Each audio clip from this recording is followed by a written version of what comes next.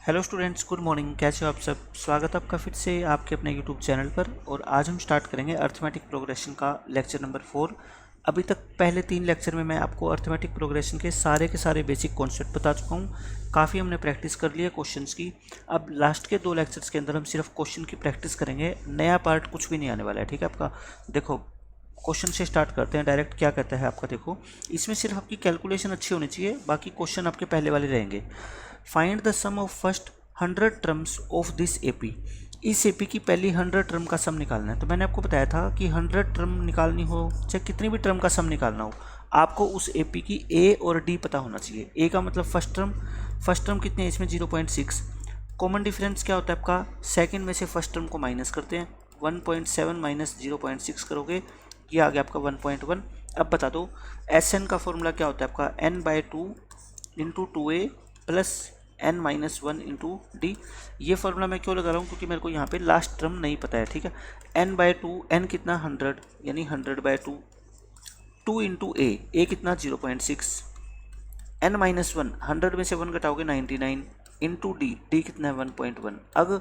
अगर आप इसको कैलकुलेट नहीं कर सकते आगे, तो फिर 10th का मैथ आपको बहुत मुश्किल लगेगा। इसको देखो, 2 को 0.6 से मल्टीप्लाई करोगे कितना आएगा 1.2। 99 को आप 1.1 से मल्टीप्लाई करना चाहते हो, ठीक है। आप ऐसा क्या करो, आपको मुश्किल नहीं लगेगा क्वेश्चन। आप ये देखो, ये कितना है 1.2 है ना।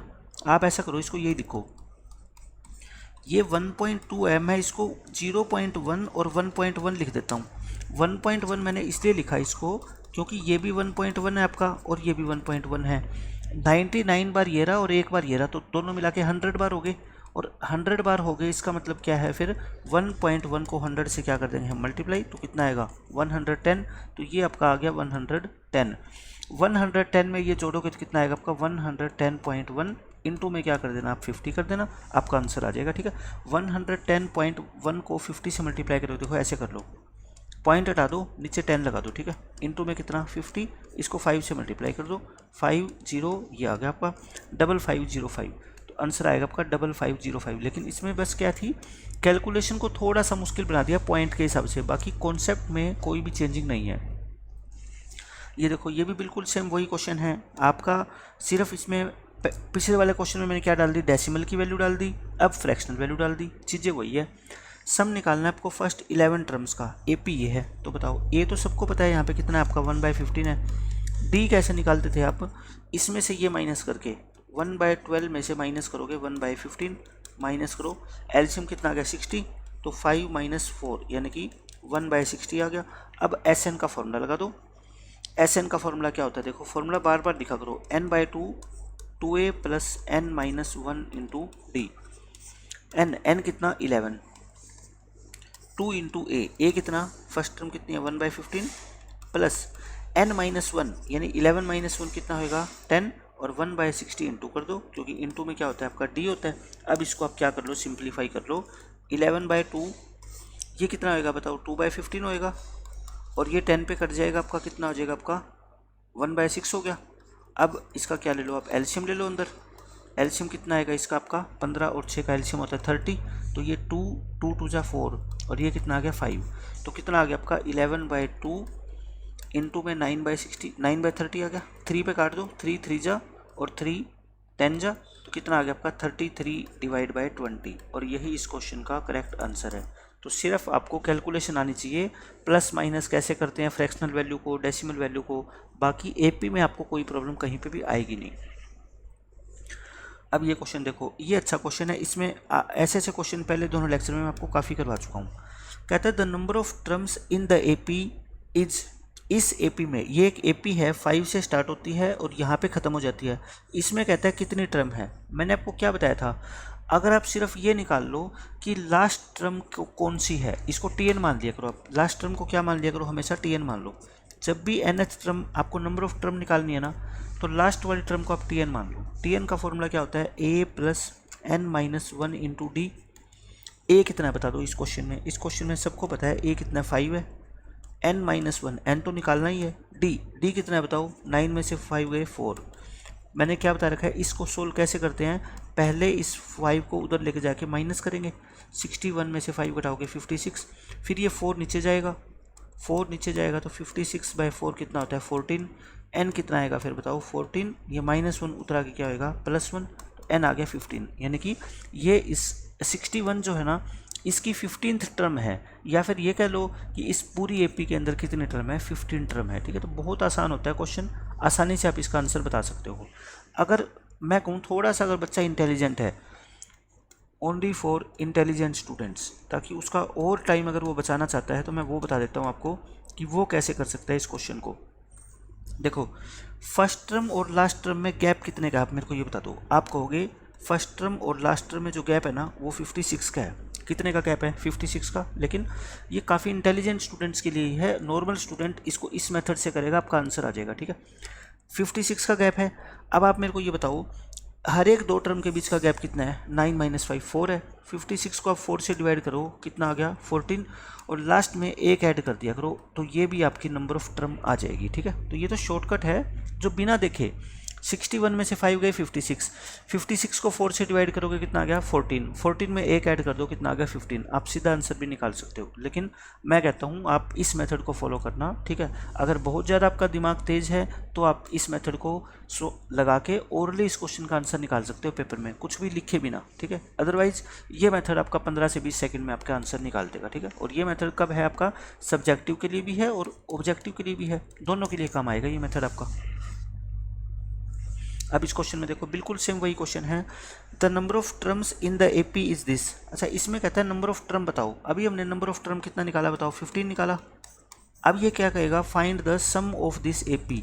अब इस एपी का सम निकालो। देखो इसमें सीधा ये भी कह सकता था कि इस एपी का सम निकाल के बताओ, तो सम के लिए अपने को ये तो पता होना चाहिए ना कि ये कितनी टर्म है, और टर्म कितनी है बताओ 15 है, तो पहले आप नंबर ऑफ टर्म निकालोगे। ठीक है, अगर इस क्वेश्चन में ना भी लिखा होता ना कि नंबर ऑफ टर्म बताओ, सिर्फ सम पूछ लेता, तब भी आपको नंबर ऑफ टर्म तो निकालनी ही पड़ती, क्योंकि एस एन का फॉर्मूला क्या होता है आपका n/2 इंटू ए प्लस एल।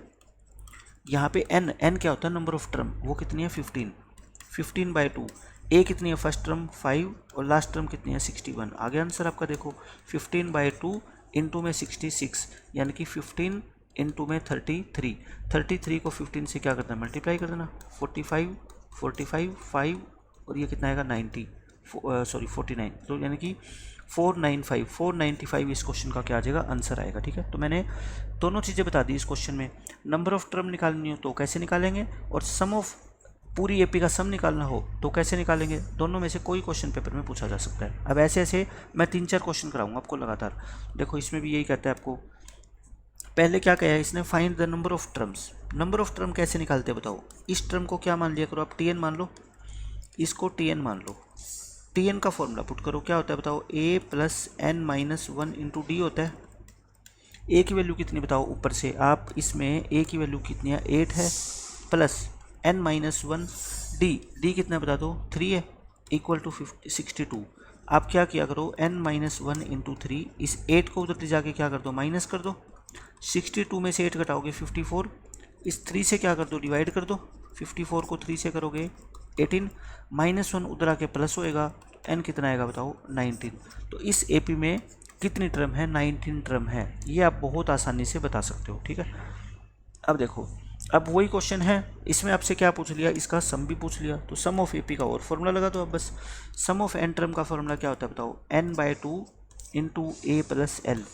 एन अभी मैंने पिछले पेज पे निकाल के दिखाई, नंबर ऑफ टर्म कितनी है बताओ 19, तो 19/2 इंटू ए, फर्स्ट टर्म कितनी 8, लास्ट टर्म कितनी 62, तो कर दो मल्टीप्लाई इसकी, 19/2 इंटू में कितना आ गया 70, ये 2 से काट देना, तो 19 इंटू में कितना आ गया 35, 35 को 20 से मल्टीप्लाई करोगे तो 700, 35 घटा दो यानी कि 665, 665 इस क्वेश्चन का क्या आ जाएगा आपका आंसर आएगा। ठीक है, तो दोनों के दोनों क्वेश्चन अच्छे हैं, इसके प्रैक्टिस अगर आप करोगे तो आपको ये पता लग जाएगा कि लास्ट टर्म जब गिवन हो तो नंबर ऑफ टर्म्स कैसे निकालते हैं और फिर उस एपी का सम कैसे निकालते हैं, दोनों चीज़ें आपकी यूजफुल है।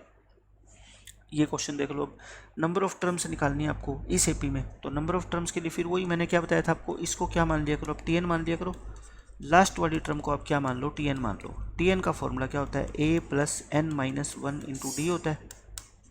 ए कितना बताओ 12 प्लस n-1 इंटू डी, अब डी कितना है ये ध्यान रखना, 9 में से 12 गए कितना आएगा -3। यहाँ पे मैं कहता हूँ मोस्टली बच्चे गलती करते हैं, आप इसको ना ब्रैकेट लगा के लिखा करो, हमेशा ही ब्रैकेट लगा के, क्योंकि n-1 और d की आपस में मल्टीप्लिकेशन है ना कि प्लस माइनस है, ठीक है, इसलिए मैं ब्रैकेट लगाता हूँ। इस 12 को पहले उधर लेके जाओगे, इस 12 को पहले उधर लेके जाओगे तो माइनस के 45 माइनस के 12 कितने होंगे, माइनस के 57। अब ये माइनस से माइनस क्या है, कट कर दिया करो, और 3 से क्या कर दो आप, इसको डिवाइड कर दो, कितना आ गया 19। n कितना आएगा यहाँ से 20, क्योंकि -1 उधर आगे क्या हो जाता है +1। n कितना आ गया 20, यानी कि इस सीरीज़ में कितनी टर्म है आपकी, 20 टर्म्स है। अब नेक्स्ट पेज पे मैं क्या पूछूंगा, आपको पता लग गया, इसका सम पूछ लूँगा, ठीक है। सम कैसे निकालोगे अब बताओ मेरे को। Sn का फॉर्मूला होता है n/2 into a plus L. अब बताओ a प्लस एल, n अभी हमने निकाला, कितना आया था 20 आया था, 20/2। फर्स्ट टर्म कितनी 12, माइनस क्यों कर रहा हूँ, क्योंकि ये माइनस की वैल्यू है तो माइनस ही करना पड़ेगा। तो ये कितना आ गया आपका बताओ 10, और ये कितना आ गया -33। 10 को -33 से मल्टीप्लाई करोगे -330, इस क्वेश्चन का आंसर आ जाएगा अपना। तो सारे के सारे क्वेश्चन जो है ना एक जैसे हैं। अब देख लो ये क्या कहता है, आपको नंबर ऑफ टर्म बतानी है और फिर नेक्स्ट पेज पे क्या है, आपको इनका सम बताना है, ठीक है। तो ये क्वेश्चन आप खुद कर लेना, बिल्कुल same as it is question है। इसमें कहता है which term of the AP, ये एक एपी दे रखी है, कहता है इसकी कौन सी टर्म 78 है। ये वही तो क्वेश्चन आ गया कि आपको ये दे दे कि ये लिखते लिखते लिखते 78 आ जाए और पूछ ले कि ये नंबर ऑफ टर्म बताओ, ठीक है। एक ही बात है, चाहे आपसे क्वेश्चन की लैंग्वेज पूछ ले, नंबर ऑफ टर्म्स पूछ ले इस एपी में, या फिर ये पूछ ले कि 78 इसकी कौन सी टर्म है, दोनों का एक ही मतलब है, ठीक है। वही फॉर्मूला लगाओगे आप। तो क्या फॉर्मूला क्या होता है, मैंने क्या कहा था, आप इसको Tn मान लिया करो, इसको Tn मानो। Tn का फॉर्मूला होता है a plus n-1 into D. a कितना है बताओ 3 plus n-1 into D, D कितना है 5। बस अब तो आगे सोल्व कर ही सकते हो आप। n-1 इंटू 5, ये 3 उधर आके माइनस होएगा, 75 बचेगा। 5 से डिवाइड करोगे 15, n कितना आएगा 16। तो इस एपी में कितनी टर्म है 16, या फिर ये कह लो कि 78 इसकी 16th टर्म है, यानी कि इसको लिखते जाएंगे हम 3, 8, 13, 18, 23, 26 28, फिर 33, 16th नंबर पे हमारा जो आएगा वो कितना आएगा 78 आएगा। ये मतलब है इसका, ठीक है। बिल्कुल सेम क्वेश्चन है। अब ये देखो बिल्कुल वही क्वेश्चन आपसे पूछा है कि इसकी कौन सी टर्म 205 है, which term of the AP this is 205। तो क्या मानोगे आप, वही Tn मानोगे, इसको Tn मान लो 205। Tn का फॉर्मूला होता है a plus n-1 into D. चाहे आप कितने भी क्वेश्चन करो, हर क्वेश्चन के अंदर फॉर्मूला जरूर लिखो, तभी आपको फॉर्मूले याद होंगे। a कितना बताओ 7 प्लस n-1 डी कितना 6, डी है 6। तो बस सोल्व कर लो अब इसको, n-1 इंटू 6, 7 उधर आके माइनस होएगा, 198 बचेगा। 6 से क्या कर दो डिवाइड, 6 3 जा और 6 3 जा, n कितना आएगा बताओ 34। n की वैल्यू आ गई अपनी 34, यानी कि 205 इसकी T34 है, मतलब 34th टर्म है इसकी 205। ये भी ऐसा ही क्वेश्चन है, which term of the AP this is -47। देखो पिछले क्वेश्चन दोनों क्या थे, इंटीजर में थे, अब ये क्या आ गया फ्रैक्शन के अंदर वैल्यू आ गई, लेकिन कॉन्सेप्ट थोड़ी चेंज होएगा, कॉन्सेप्ट तो वही रहेगा अपना। इसको क्या मानते थे हम बताओ, Tn मानते थे, मान लो कि nth टर्म है, Tn का फॉर्मूला रखते थे a plus n-1 into D -47। अब आप बस मेरे को ये बता दो a कितना है, a तो सब बच्चे जानते हैं 18 है, ठीक है। d कितना है, इसमें से ये माइनस करोगे, अच्छा ये कितना होता है देखो 15 2 जा 30, 31/2 है, 31/2 में से 18 क्या करते हो आप माइनस करते हो, तो कितना आ गया आपका 2 एलसीएम 31 माइनस 36, यानी कि -5/2। तो मैं आपको यही बताना चाहता हूँ कि d जो आपका आएगा वो कितना आएगा -5/2। और जब भी d माइनस का हो ना, ऐसे ब्रैकेट लगा दिया करो, गलती होने के चांस 0 हो जाएंगे, ठीक है। तो पहले हम क्या करते थे, पहले हम करते थे इस +18 को उधर लेके जाएंगे, ठीक है, -18 होएगा, -47 -18, ये कितना होता है आपका -65। ये माइनस से माइनस क्या कर दो, कट कर दो। अच्छा ये 5/2 उधर जाएगा जब, तो क्या होएगा 2/5 हो जाएगा। तो ये कितना हो गया आपका 13 पे कट गया, 13 2 जा 26, लेकिन ये तो n-1 की वैल्यू है ना, n-1 अगर 26 है, n कितना है आपका 27, यानी कि ये जो टर्म है वो 27th नंबर पे आएगी, और यही इस क्वेश्चन का आंसर है, ठीक है। तो बिना कोई मिस्टेक करे 100% एक्यूरेसी के साथ आपको क्वेश्चन करने हैं। इसमें क्या कहता है देखो, find the 31st term of the AP whose T11 and T16। आपको T11 भी दे रखी है और T16 भी दे रखी है और आपको क्या निकालनी है, 31st टर्म निकालनी है। देखो अगर आप A और D निकालने में कामयाब हो गए तो बात बन जाएगी। T11 क्या होती है आप मेरे को बता दो, A प्लस 10D होती है। T11 होती है A प्लस 10D और T16 क्या होती है, A प्लस 15D होती है। ठीक है, इन दोनों को आपस में क्या कर दिया करो, आप माइनस कर दो, कैंसिल। 10 में से 15 गए माइनस के 5 और ये कितने आ गए, माइनस के 35। तो यानी माइनस से माइनस कट गया। डी कितना आ गया आपका बताओ, 7। डी को इसमें पुट कर दो, डी को 7 पुट करोगे तो आपका ए कितना आएगा, यहाँ से बताओ, ए आएगा आपका 38 माइनस के 70 यानी कि -32 आ गया आपका। डी भी आ गया, ए भी आ गया। अब तो आपको कोई भी टर्म पूछ ले, आपको 31st टर्म पूछिए, क्या होता है फॉर्मूला, ए प्लस में 30D, यही होता है। ए कितना, -32 प्लस 30 इंटू डी, डी कितना 7, तो कितना आ गया -32 प्लस के 210, तो आंसर कितना आएगा आपका 178। 178 इस क्वेश्चन का करेक्ट आंसर है। तो बिल्कुल आसान होता है, कोई भी मुश्किल आपको आएगी नहीं, बिल्कुल बेसिक मेथड से चलते जाओ और आपका आंसर आता जाएगा। ये देखो इस क्वेश्चन में क्या कहता है, फाइंड द, ऐसे क्वेश्चन हमने फर्स्ट लेक्चर में बहुत किए थे। आपको कॉमन डिफरेंस निकालना है इस एपी का, तो आपको इक्वेशन बनाने की जरूरत नहीं है। मैंने आपको क्या बताया था, देखो इन टर्म में कितने का डिफरेंस है, 16 और 11 में कितने का डिफरेंस है, 5। मैंने आपको बताया था ये 5 कदम होते हैं, 5 कदम चले और इनमें कितने का डिफरेंस है आपका 35 का।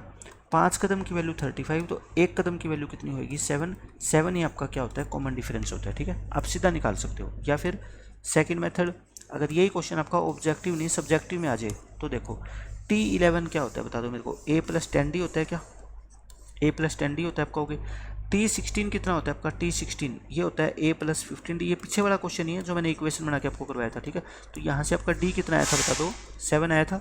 तो D ऐसे भी निकाल सकते हो, सीधा भी निकाल सकते हो आप। ठीक है, बहुत आसान क्वेश्चन है। अब ये देखो क्या कहता है, an AP consists of 50 term, यानी कि AP जो है ना वो 50 टर्म से मिलके बनी है और उसमें आपको T3 दे रखी है एंड द लास्ट टर्म दे रखी है, आपको T29 निकालनी है। बहुत अच्छा क्वेश्चन है। कहता है AP में 50 टर्म है, तो मुझे बता दो लास्ट टर्म जो होगी वो कौन सी होगी, T50 तो होगी। 50 टर्म है तो लास्ट टर्म को ऑब्वियसली T50 बोलेंगे हम। ठीक है, 50वीं टर्म है, तो आप इक्वेशन बना लो यहाँ से।